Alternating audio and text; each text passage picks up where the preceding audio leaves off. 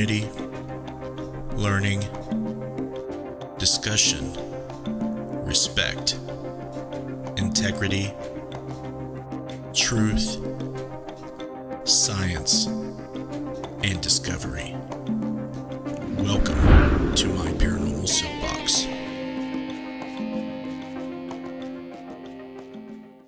Hello and welcome to my Paranormal Soapbox. I am your friendly neighborhood ghost hunter, Justin Brown, and we are presenting episode 31. I believe tonight we are going to be talking about reincarnation.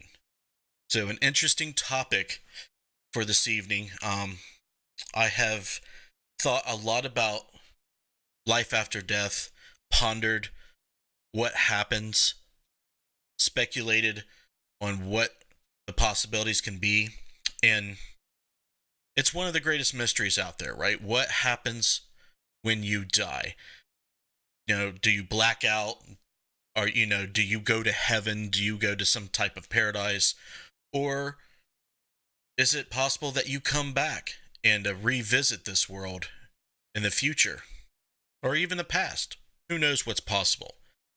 So that's what we're going to talk about tonight, and hopefully you guys can share your beliefs and your thoughts on the subject, and we can have an interesting conversation. I'm not an expert on reincarnation, but I do know some stuff about it, and I like to think that I believe that reincarnation is possible and makes the most sense out of all the other possibilities and beliefs out there concerning life after death. So now I'm going to tell you why I have, somewhat of a belief in reincarnation. But is it what, the Eastern cultures say it is? That's what we want to talk about tonight. But before we do that, we'll go over here to the guest screen. We'll make it to where you can see them. Here we go. What's up, ladies? Are you ready to put another one in the books and have some fun for an hour? I'm ready. Ready. Okay. Real quick, if you haven't watched the show, this is how it works. I'm going to talk for a little while. I'm going to let you know what I think. I'm going to tell you some stories. And you guys, if you want to be shouted out here in a few minutes, just comment and we'll shout you out. We're live on YouTube and Facebook. And if you have any questions, ask me a question in the comments. Feel free to chat amongst yourselves and have a good time. If you have not subscribed to the YouTube channel and you're watching on YouTube, please do that. That will help us out a lot. If you are not following the Justin Brown blog page on Facebook, go ahead and follow the page so you get all the updates and notifications. So, Jess, are we ready on your end? We are ready. All right. So let's do this, guys. Reincarnation. All right. It derives, as far as I know, from Eastern cultures. And I've tried to search the origins of reincarnation from the Eastern point of view, Eastern philosophy and theology. And there's two possibilities. I'm not an expert on the subject, but it seems to me that times were rough back then when these belief systems flourished or were more mainstream, but they never were accepted throughout through the board. There were always skepticism. There was always people who did not adopt the belief system. So that is the same for all belief systems and religions in all cultures that I have looked at and studied. So, what's interesting about that is what was the reasoning behind the organized religion aspect? Why do they want people to believe that we will come back? Well, the Eastern cultures talk about this thing called karma. I know in the West, we talk about karma all the time. And to me, I think a lot of people don't quite understand the Eastern definition of karma versus how we see it. The way we see it in the West in present time is if you do something wrong in this life to somebody, that it will come back to you in this life. Something bad will happen to you, the result of you doing bad. In the Eastern culture, that's not the case. The case is that if you do something bad in this life, you will pay for it in the next life. And you will keep paying for your misdeeds and bad behavior until you make good on them. Eventually, you will stop coming back. And it's almost like a flunky in life. If you fail the test, you keep coming back to the, 12th grade until you pass that 12th, and then you or pass that test, and then you get to graduate. It's kind of like how it is. So there's kind of a baked in mechanic that will give you a consequence to bad behavior. So when you kind of look at how these people lived, it was rough. Okay, a lot of people were poor.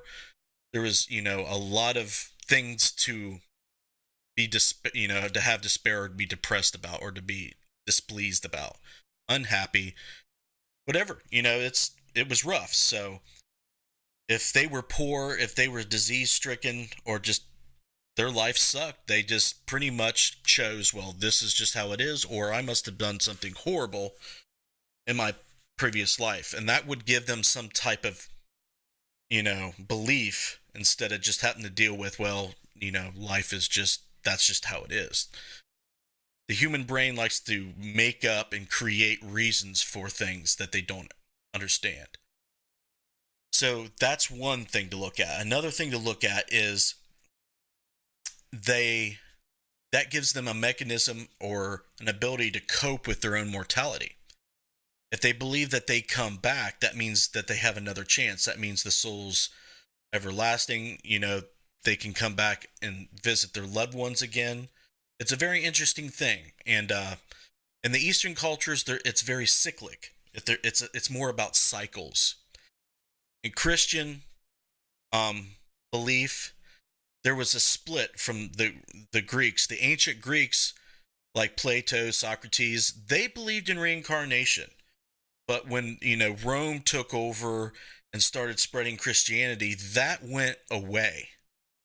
And they wanted you to feel like the eternal soul was only here for one trip, and you had one chance to get it right and get into heaven. You didn't have multiple chances. So the consequence was much dire. It was greater if you screwed up, if you didn't do what God wanted you to do. So they like that. But see, in the Eastern cultures, it stayed, as a cycle. And why that makes sense to me is that the systems that we observe in everyday life, geology, biology, is cyclic. Okay, our weather system is a cycle.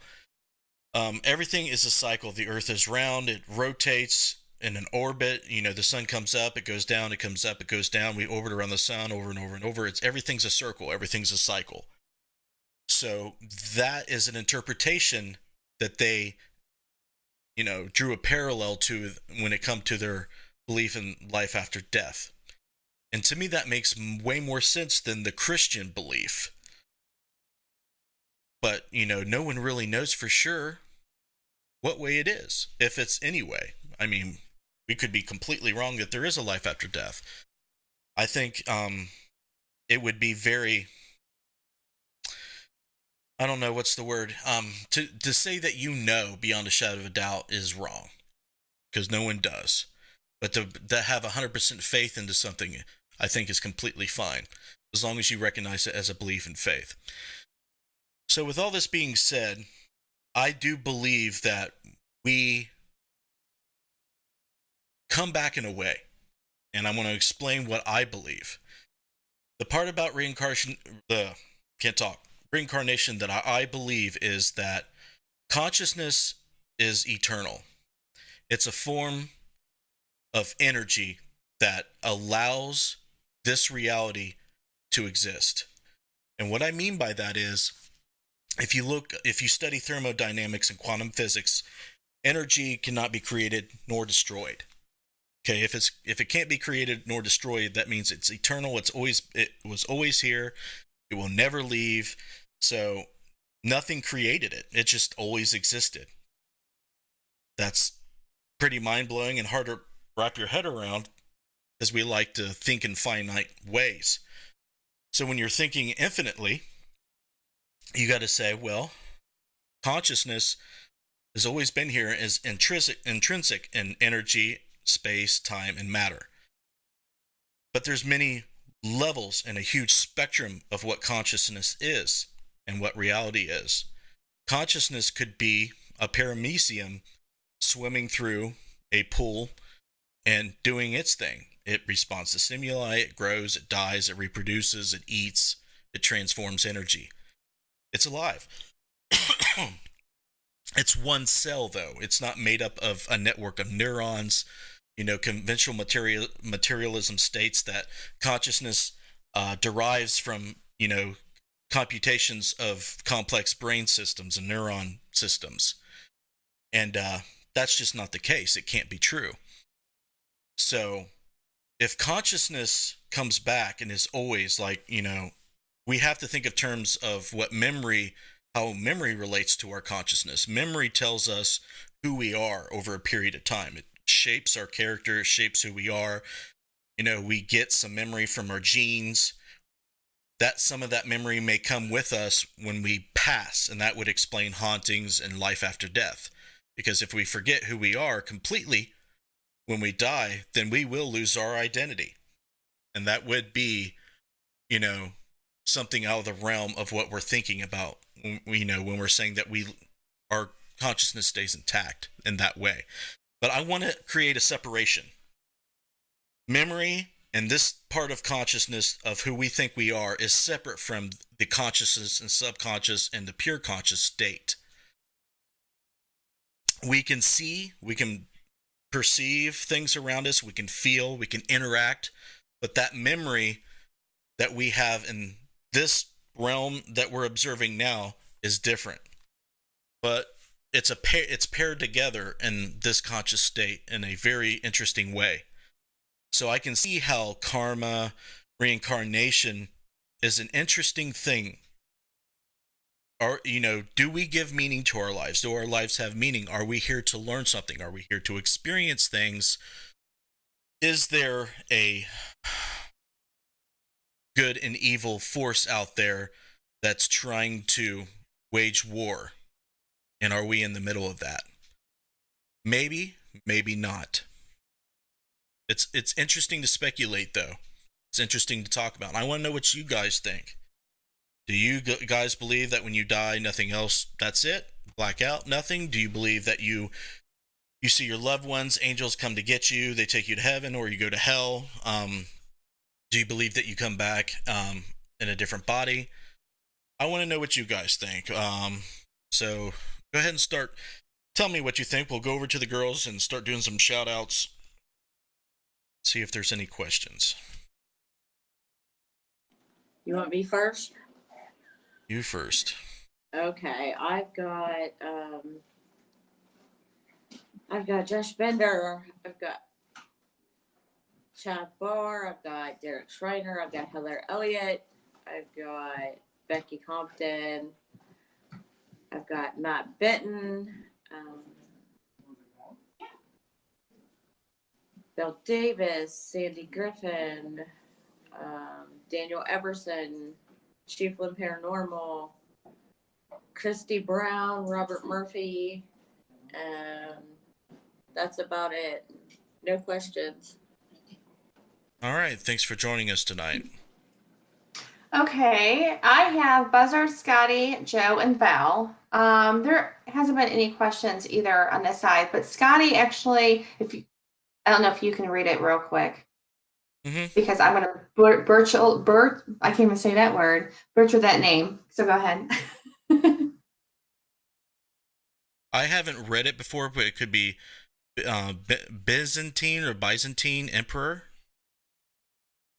Okay. Justinian.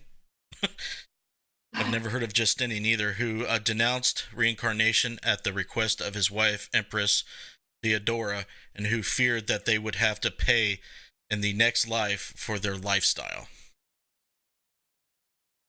Okay. Val said she believes our souls are infinites. Okay. And Justin Price just joined. Justin.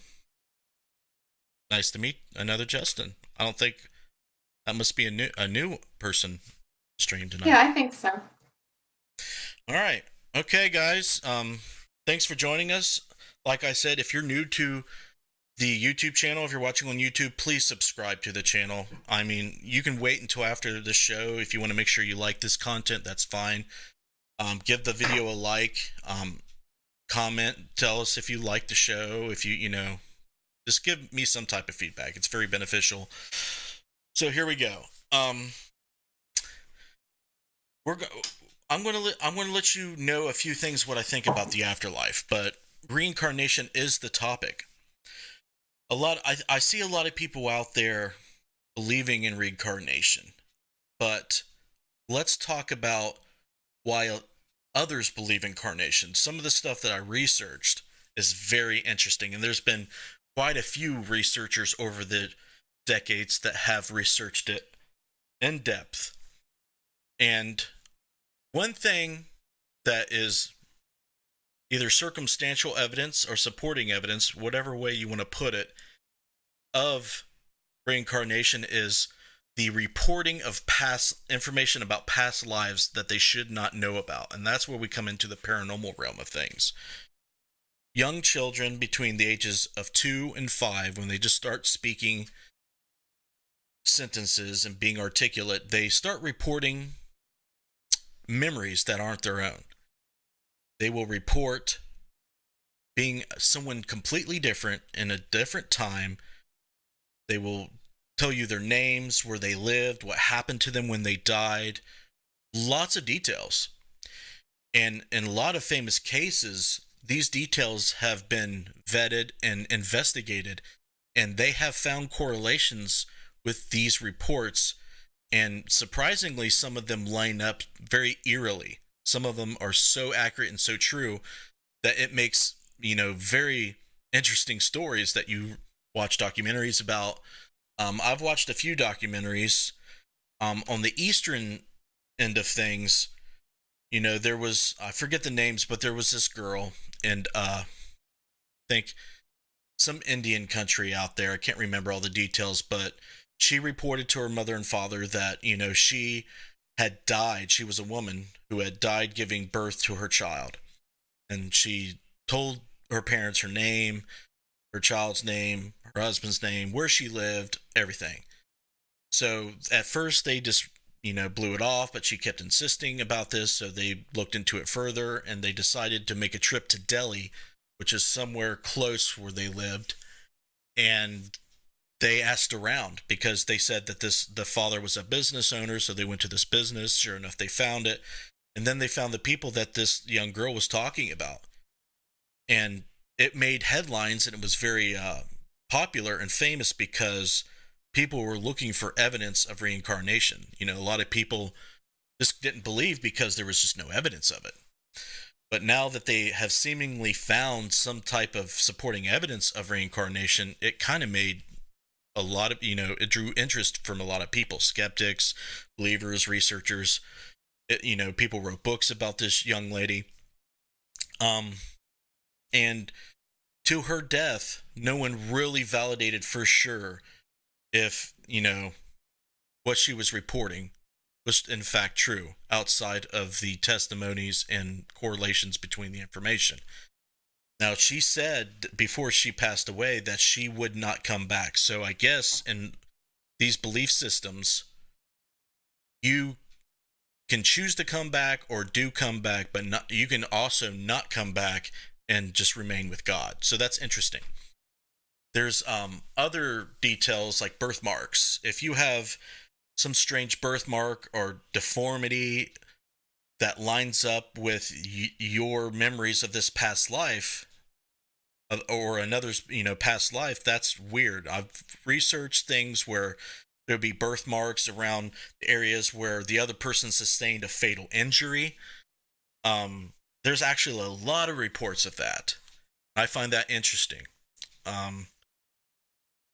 It's bizarre because the psychology behind that is these children believe without anything triggering it, really. I mean, you kind of have to ask yourself, why are these children why would they just start making things up like that? Well, I guess it would depend on how elaborate they wanted to get with it if they were just imagining it. And I'm sure that a lot of these reports are just the active imaginations for children. But how do you explain the reports of these children when the information is eerily on point and accurate? I think if we want to look up this one case, it's probably the most viral case, is where a boy recalls past life of fighter pilot. I'm sure some of you watching will remember this. Okay, we're gonna watch this real quick. I want you guys to watch this real quick here. We'll bring these guys down, and boy recalls past life of fighter pilot. Okay, this one's 5 minutes, that one's 25 minutes. We'll watch the 5-minute one.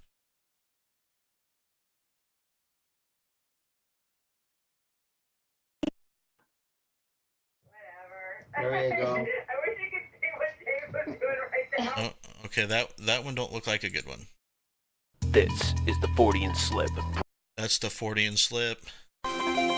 Once again, Charles Gibson. And now, one of the biggest questions of life. What happens when it's over? Heaven? Hell? Nothing? Or might there be a fourth possibility, reincarnation? Could we come back as someone else? Here's Chris Cuomo with two down-to-earth parents who thought they understood the mysteries of life. That is, until their toddler began to talk. On March 3rd, 1945, a 21-year-old Navy fighter pilot on a mission over the Pacific was shot down by Japanese artillery. His name might well have been forgotten, were it not for the remarkable, some might say unbelievable story of a little boy named James. Okay, this is really tough. I need somebody to help me. All right, I'm the volunteer. What do you want me to do? Okay, I'll just go climb this thing and you have to hold me in case I fall. Done. James Leiniger is all boy, 6 years old and full of spirit. This is a special plane. It goes in reverse. You don't see a lot of that. James knows a lot about planes, especially war planes. What kind of airplane is that? It's a Corsair. His parents, Andrea and Bruce Leiniger, say from an early age, James would play with nothing else. He was obsessed with airplanes. If you look around the house, that's all you'll see. Airplanes, helicopters, aircraft carriers. But then, when he was 2, the planes James loved suddenly began to give him frequent and frightening nightmares. I'd wake him up and he'd be screaming and he'd always be laying on his back, kicking his feet up at the ceiling. And I'd say, "Baby, what were you dreaming about?" And he'd say, "Airplane crash on fire, little man can't get out."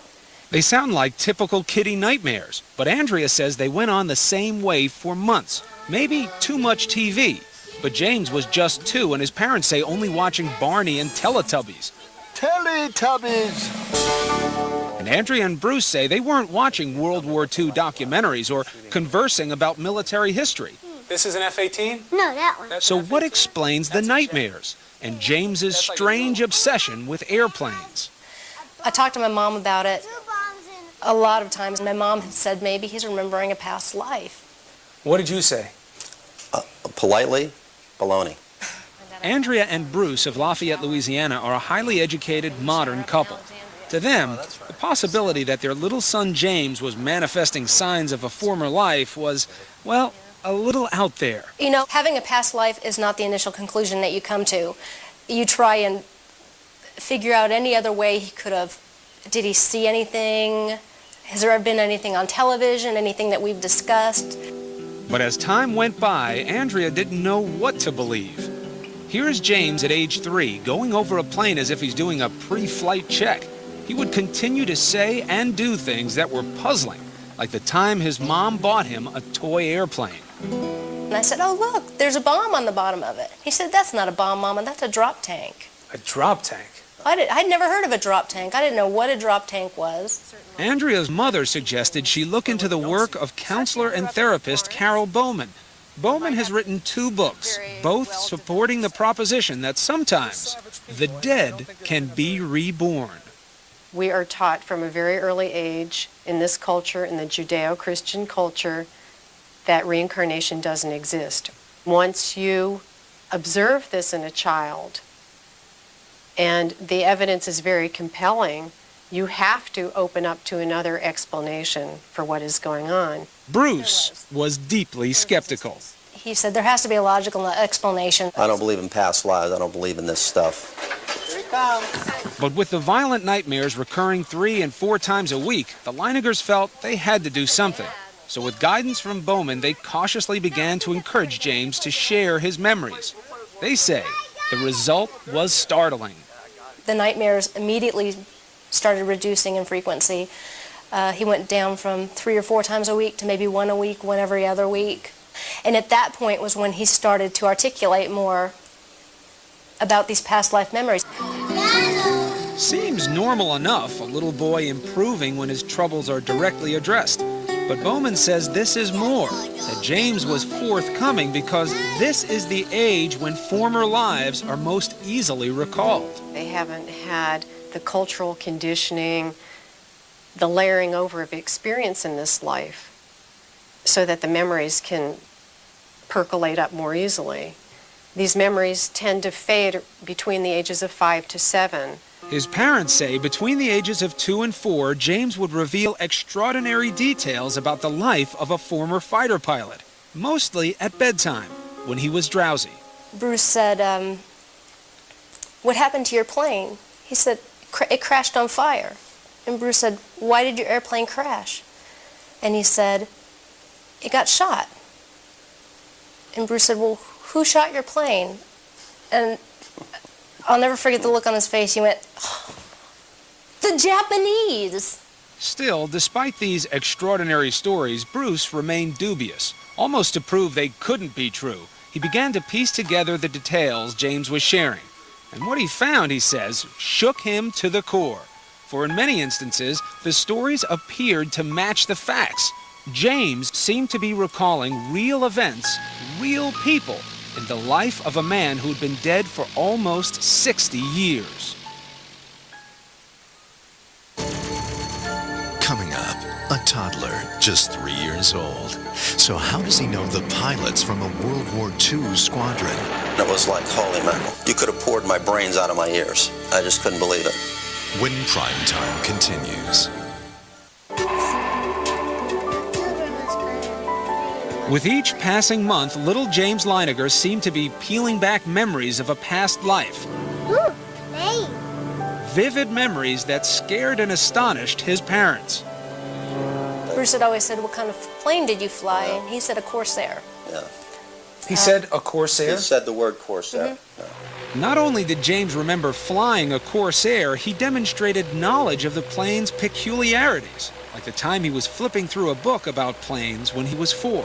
And he got to the Corsair and he said, that's a Corsair. And he goes, you know what? They used to get flat tires all the time. In fact, historians and pilots agree that the plane's tires took a lot of punishment. Okay, guys, you've seen a little bit of the video. Okay, I will give you the link to this video right now. We'll put it on YouTube.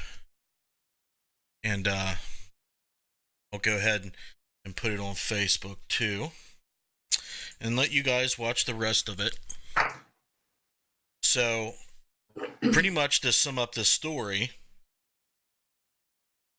the father's skeptical, the mother is intrigued, wants to find out more. You know, they're very protective of their children, so if it wasn't for the mother, they probably would have never figured out that a lot of this stuff was eerily, accurate. The kid knew what the model of the plane was. He knew the pilot's name. He knew the friends that he used to fly with. He knew all this information. And when the father obsessively, researched all this stuff, it was all right. And eventually the memories faded like they mostly do. So it's a mystery. Okay. We do not have an explanation for why this child would just all of a sudden start recalling these memories. It's not like they were history buffs and they researched these fighter pilots. So that was one of the cases that I've first heard about, and there are other similar cases out there. Of course, if you're going to have to look at the researchers who've done the legwork and the field work to see the frequency on which this phenomena occurs. I do not know the answer to that, but we're talking about reincarnation. So what are your guys' thoughts? What would be the way, how would you explain how this child would know all these things and have all these memories? I mean, what do you think? Any comments, questions going on yet? Missy says no. Well, I have one question. Just, Robert Murphy asked a little while ago, he said, did your view ever change? My view? Yeah. About reincarnation? Mm-hmm. Yeah, I mean, my view on life after death has changed over time. Early on, I grew up Christian Baptist, and then my parents got out of the church, and then I was pretty much agnostic after that. And faith wasn't pushed onto me. It never resonated with me. And the reason I found out was, I have a lot of Native American heritage. A lot of their culture and religion resonates with me. But there are stories of things like reincarnation in Native American beliefs. Now, when I started researching the occult and getting into my 20s and 30s, I started taking serious looks at reincarnation because I would hear the stories like the one we just watched, and I would see the anecdotal evidence, and I started thinking, I'm like, well, if everything, if energy is infinite and there's seemingly no end to the universe, it doesn't make sense that souls are born and then they die and then they are stockpiled into this place they call heaven.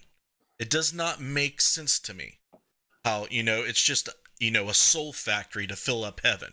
What does make sense to me is energy is constantly recycled and constantly transforming, constantly circulating. And consciousness seems like that fits, that makes sense to me. So what does the things that don't, there are a few things that don't make sense to me concerning reincarnation, and a lot of it has to do with karma. That would karma indicates that there is some rule over what is considered evil and what's considered good. If that's the case, then that's a very subjective outlook, a subjective universal outlook that some higher power has over us. And I don't like that. What they may think is bad, I may not think is bad. So there is a issue with that there, especially, there's diverse cultures out there. There's, different ways of thinking what good and bad is. So I hope that answers his question. Anything else? No, I don't have anything else. Okay. Scotty asked, maybe a spirit has shown the boy in his dreams of the spirit's life and death. Yes, that could be a possibility. I've thought about that. Go ahead. And Truth said, Joe, he says, yeah, maybe it's not reincarnation. Maybe it was a temporary psychic ability. Right. So we'll. And that's what I was gonna. I'm sorry, I keep cutting you off. I was gonna say. I mean, what was your thoughts about it? Do you think it's the boy's memory, or do you think it might be a spirit communicating to explain like what happened in the past? That's an excellent question, and we'll definitely talk about it. It's possible that a spirit was communicating with the child. Here's some things that might suggest that it could be true, and things that may not suggest that it's true. If it is true, why doesn't the child exhibit other psychic abilities beyond this age period and with other spirits? You have to ask that question then. So if there's no answer to that, it sounds fluky, but not out of the realm of possibility, because I believe anything could be possible. But that would be why I don't think that it's a spirit speaking to them, unless he has multiple experiences like this.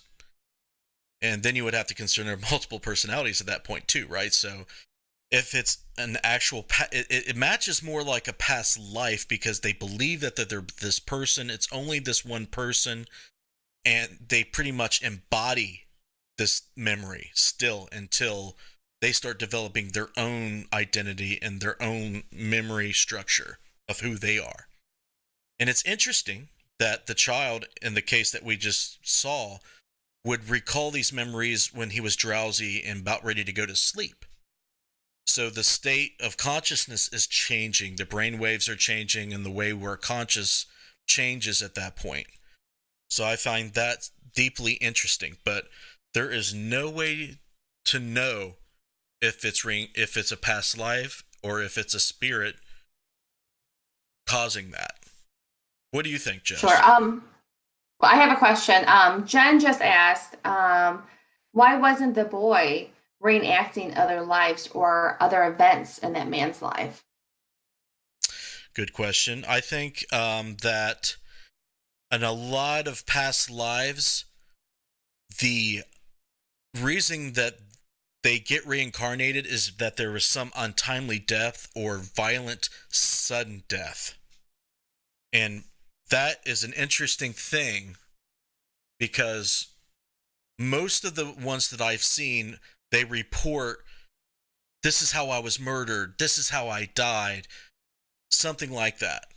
Okay, so maybe that's the triggering of the reincarnation process, if reincarnation is in fact true. So that might be a possible answer to that question.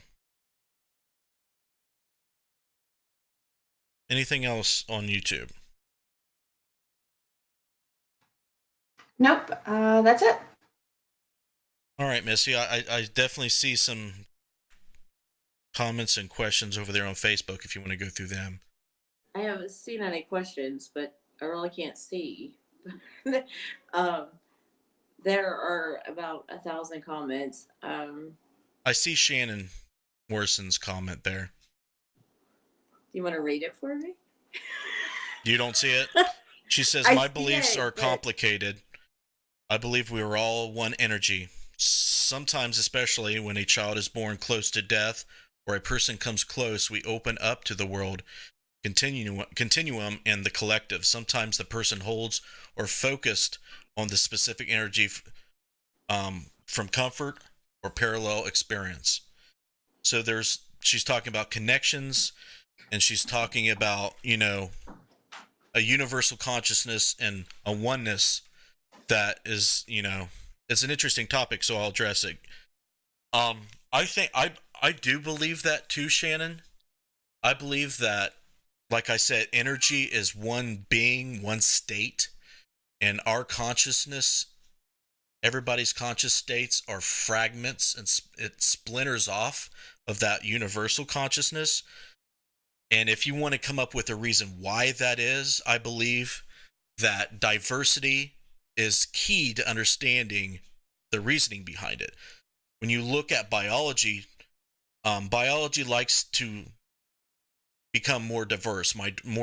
Their genes, brothers and sisters don't like to mate over and over again. They like to find alternate gene pools to mate with and procreate and find diversity and evolve. And that's one theory. So it would make sense that energy would like to do the same thing. And I believe that. It makes sense. It's plausible to me. Whether that's true, I don't know, but it sounds really good to me. What do you think, Shannon? Anything else on Facebook?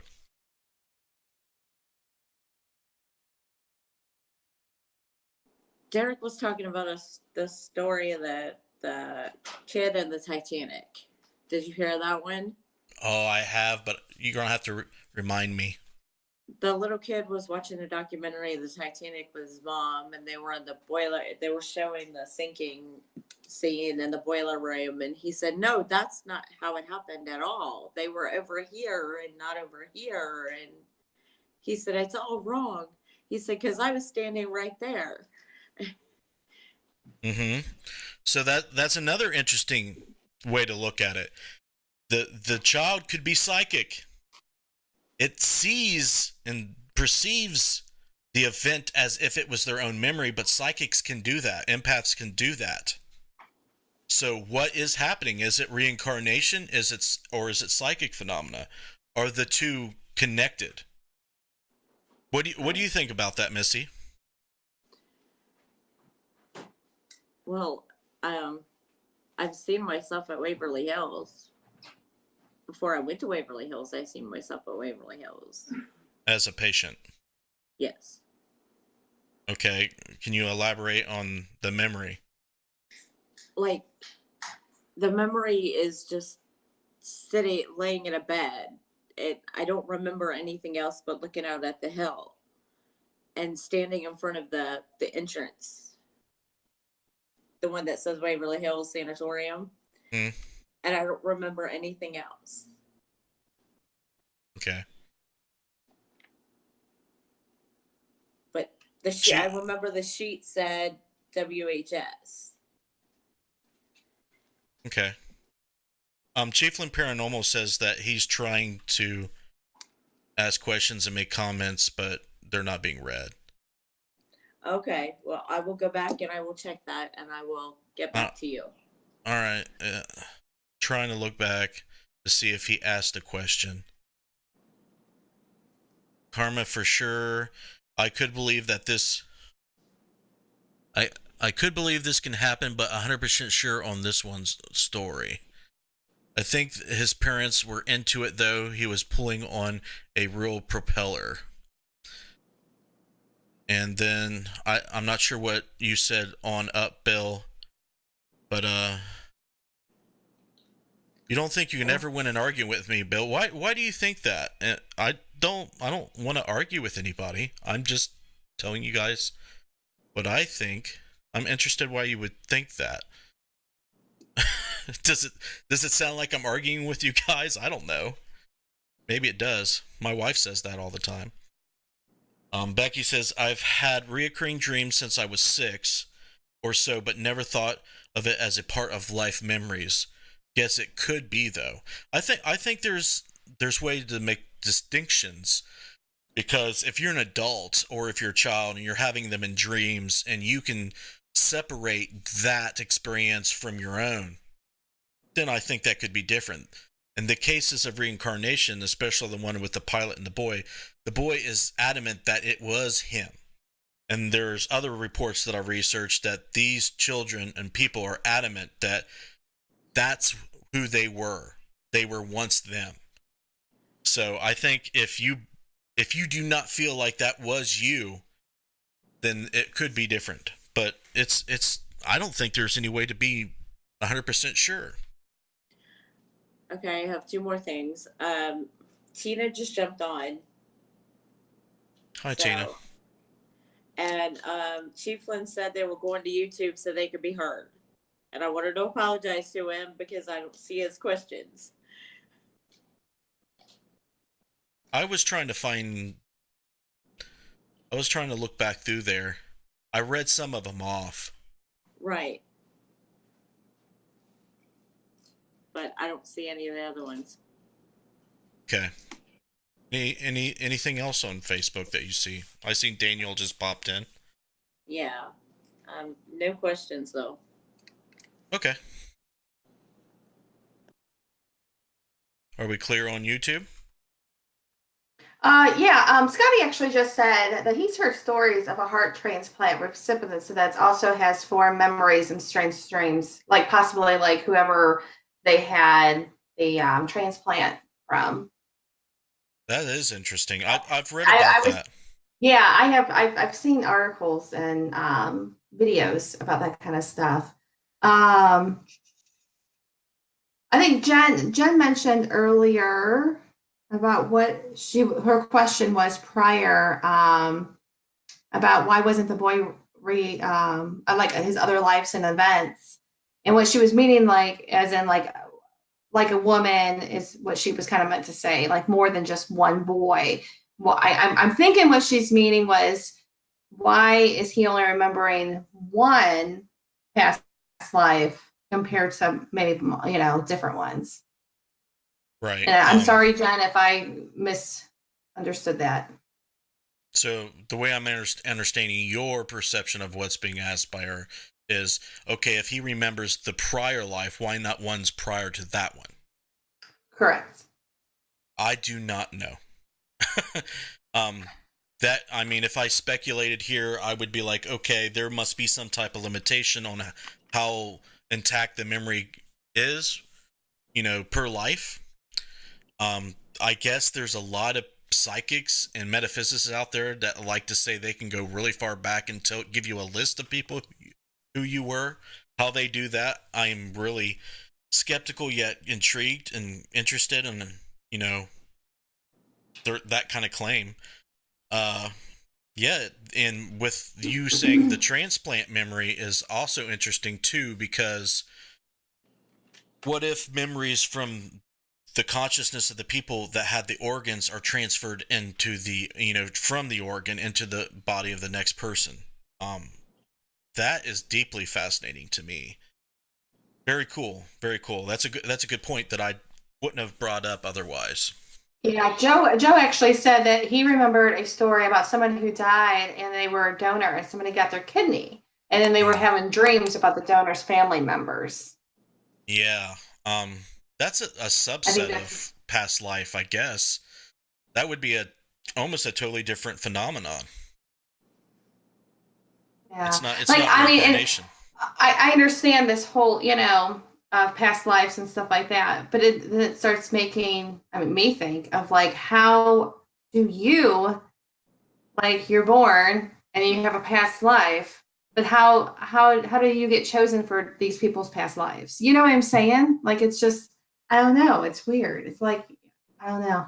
It's like, I don't want to sound stupid, but well, you know what I'm saying? You're wondering if there's any meaning to who you yes, reincarnated. Well, you're chosen to be this person's, to pass on. Well, some people may say it's God's choice, and some may say that it's your destiny.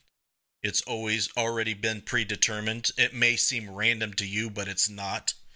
That's a lot of ways I see gurus and spiritualists and metaphysicists tell people. In the sense of karma, if let's say you were a bully in your past life, in this life, your identity may not matter, but being bullied may be your punishment. The script is flipped. So that might, maybe not only focused on who you were, but what's actually happening in your life. But what's interesting to me is, why does it always have to be a human? Why does it always have to be the same sex as you? Why can't you be a butterfly? Why can't you be a tree? Why can't you be a slug? Why can't you be an alien? Right? Like, what is there some type of limitation on what you can be reincarnated? I mean, is there a range in time and space and species? It seems like there is, because I haven't read any reports on people that believed or had a past life reading of them being insects and animals.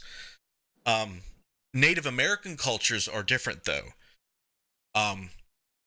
People do believe they've been spirits of animals or have connections with spirits with animals. So that's why I think I kind of lean towards a Native American, because they're more connected with nature and animals than most cultures are.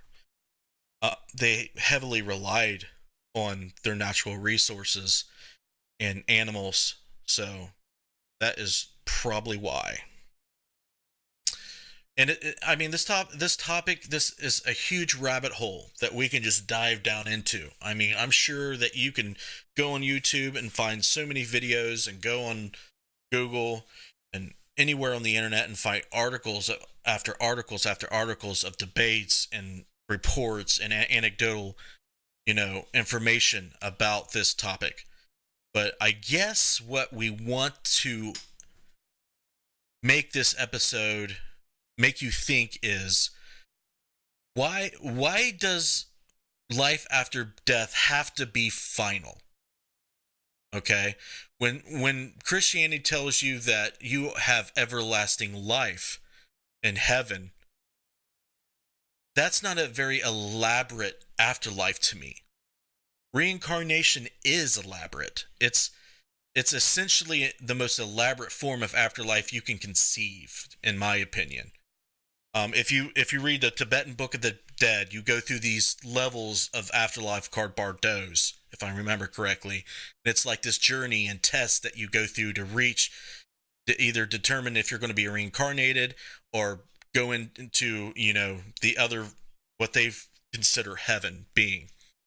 And, the way the culture shapes their belief in the afterlife is deeply fascinating to me. And I think it all derives from fear and control and some other elements.